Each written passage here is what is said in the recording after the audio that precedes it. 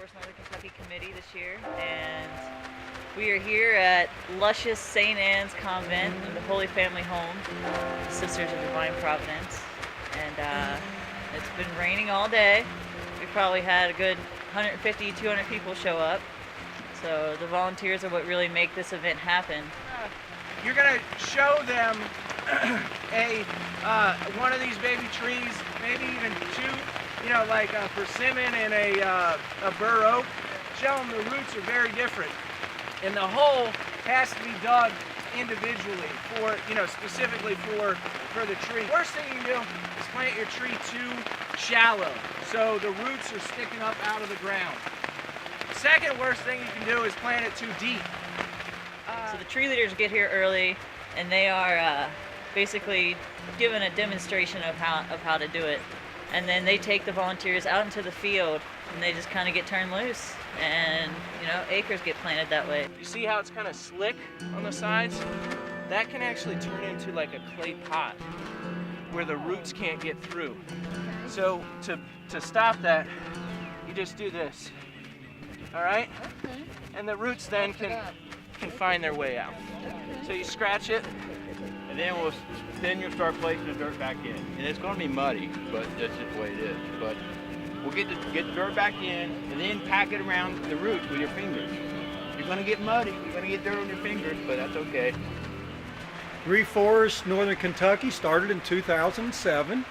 That was the first year was at Big Bone Lick State Park. So here now in our 8th year. The first year that we've had bad weather, and it's been a great success despite what's been a very challenging day.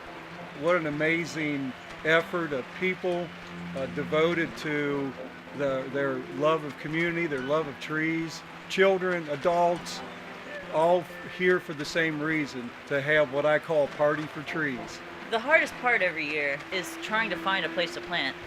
So what we really look for is something it's either public space or at a school, at a church, in a park, an area that's basically being mowed that doesn't necessarily need to be mowed, that they need to allow an area just to go back to its kind of native form. And once you have that figured out, everything else just falls into place. Here on this site, the fields were clipped twice because they were old fields that had tough grass on them. Some brambles and invasive shrubs like honeysuckle, things like that. Then they were sprayed with an herbicide to deaden the grass so that then the grass wouldn't compete with the tree seedlings once they were planted. We plant seedlings, usually one-year seedlings, some anywhere between 1,500 and 3,000 at these events. Sometimes up to 90% of the trees live, and start to reforest areas of northern Kentucky that need some tree canopy. What kind of trees are these? These are native varieties of shakebark hickory, redbud, sycamore, swamp oak. Pawpaw, they told us. Well, but there could be. That might be a pawpaw there. Yay! It's hard to say. Oh, Right. We are planting 18 different species, native species here to Kentucky.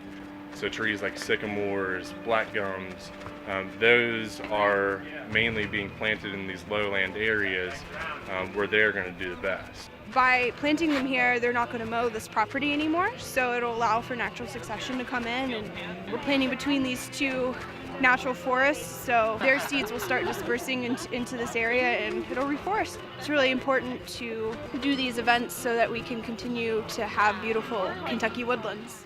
The importance of these reforest events are twofold. I mean, one, you obviously get more trees out in the community. So everybody comes out here, they get to learn about how to plant a tree properly, the importance of trees, what trees mean to the region.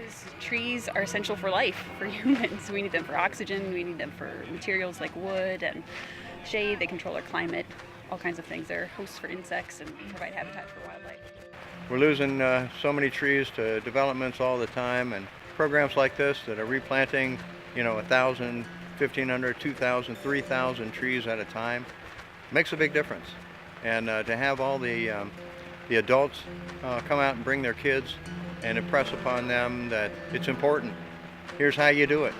So after all the trees in the field are planted, they basically are heading out, and whatever they were planting in the field, they have the opportunity to take home, as many as they want generally. So what we really need in the future, just people to come out and plant with us, take trees home and plant them in your backyard. I've been to all but one.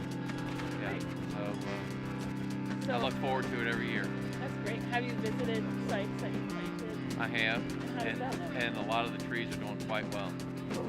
It's exciting to see that. If we cut down all the trees, there would be no oxygen. I know all these kids out here. All these kids are not sitting around playing video games, but planting trees. Yeah, it's cool. Teach them early. That's a good thing.